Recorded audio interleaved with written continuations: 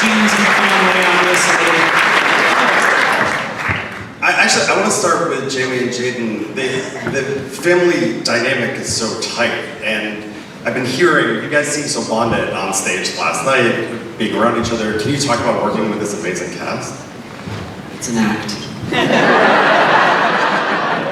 It's an act. You know, it is. I mean, obviously, when you sign up for an ensemble movie, it's an ensemble.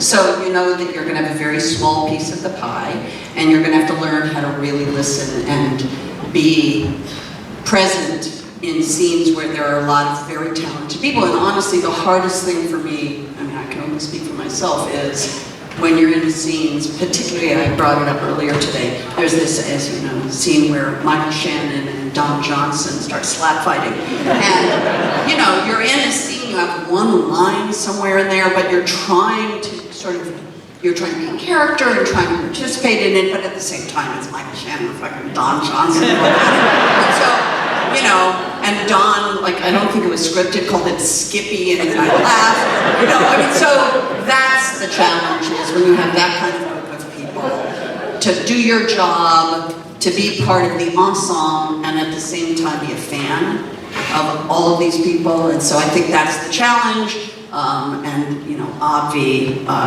we did a dang good job, because these people are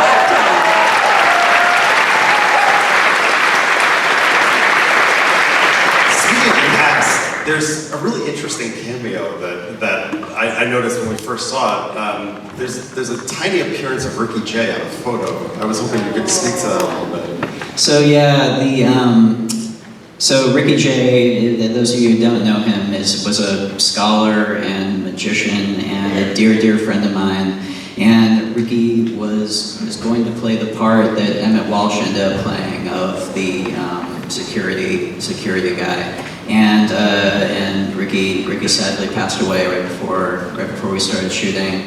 And first of all, Emmett, who is one of the all-time great character actors of all time, he was friends with Ricky, and he was so sweet and generous to come on short notice. And he was just, given the circumstances, he showed up and was just absolutely wonderful. But the next time, if you see it again, take a look when he's putting the picture on the fridge, and you'll see a photo of Ricky Jay on there, and it makes me very happy. He's in this movie in spirit and also in action.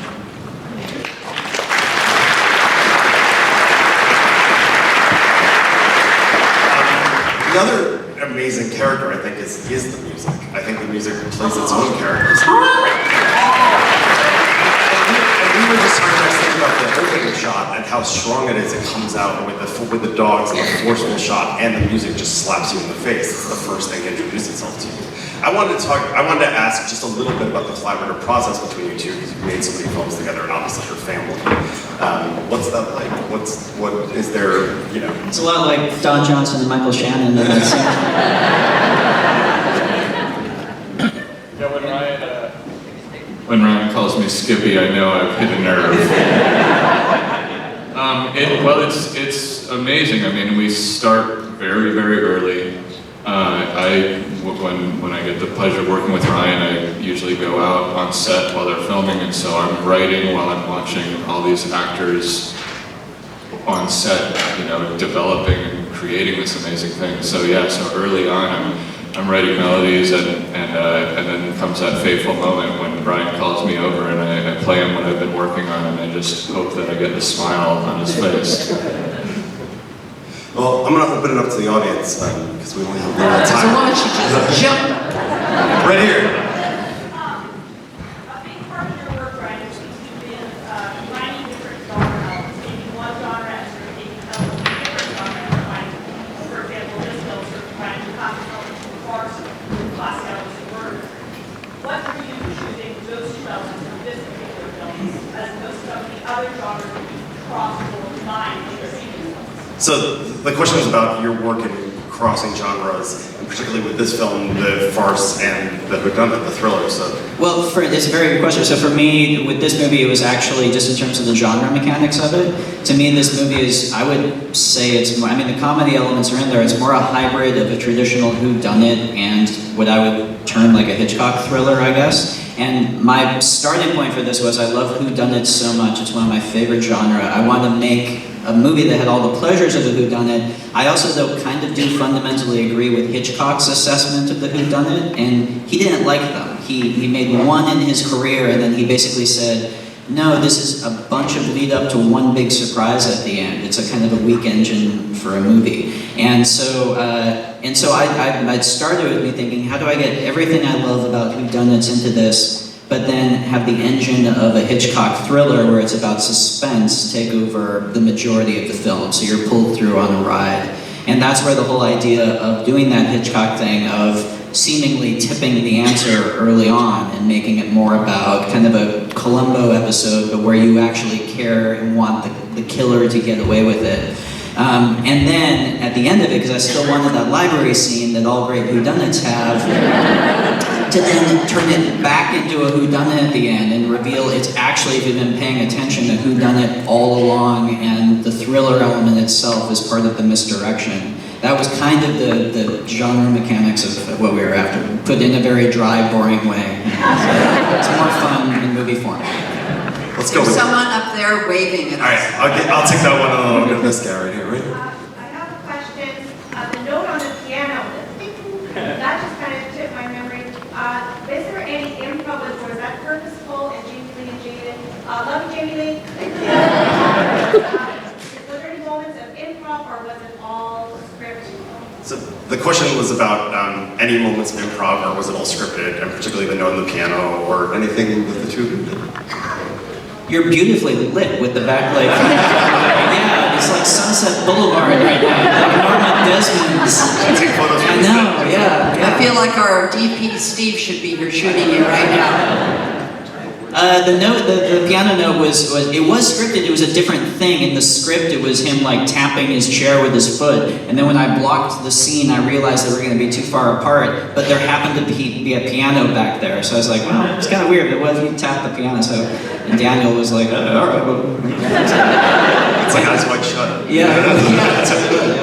So, and then there was improv. You guys came up with some of the funniest stuff in the movie, I think, or zingers that you guys threw off. Yeah, and you slept with my grandfather. I was Jaeden's improv. That was all him. Yeah, I had to go through a lot of racist comments. And, it wasn't the most fun improv, but I can tell you one moment, because I spoke to Don, who just got on an airplane from Los Angeles, wanted to be here with y'all. We were doing this scene where they were fighting about politics, like we all do.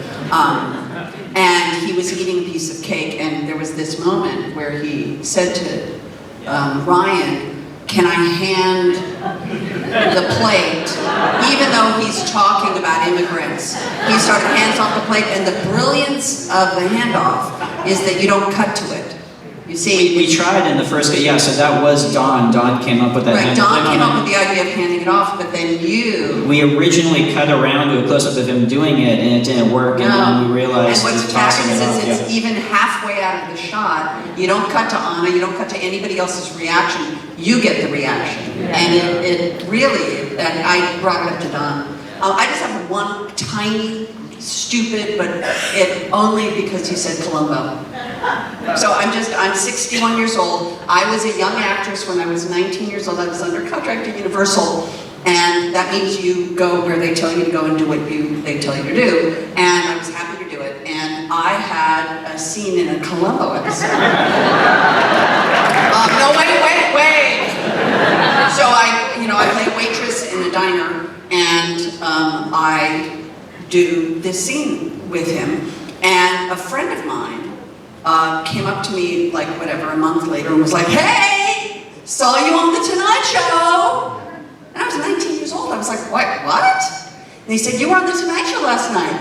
Peter Falk was on the Tonight Show, and he brought his Columbo clip for the beginning, right? And it was that clip with me. And the scene was, I'm a bitchy waitress in a diner, and literally, and I walk over, and Columbo comes over, and he's eating a donut.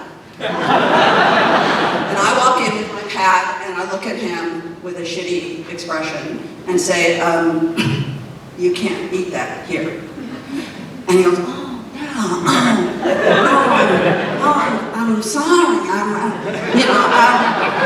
and he doesn't know what to do with it, and I think he gives me the donut, and then I kind of look shitty at him, and then I leave, and then there's a scene about the plot, and the button of the scene about the plot is I come back in and go, are you ready? And he goes, oh, yeah, I'll have a donut. I'm telling you, the only scene that had nothing to do with the plot, which you can't show because it would ruin the plot. Okay, anyway, I was on the Tonight Show on a Columbo episode when I was 19 years old, and now look at me.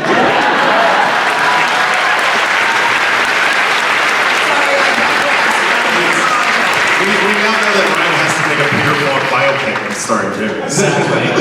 Columbo reboots. We have time for one more, but I'm going to go here. I thought the deck parents was hilarious. The rest of the cast was wonderful as well. I'm wondering, are you open to sequels or spin-offs focused on Daniel Craig's? Yes! So the I question, vote yes!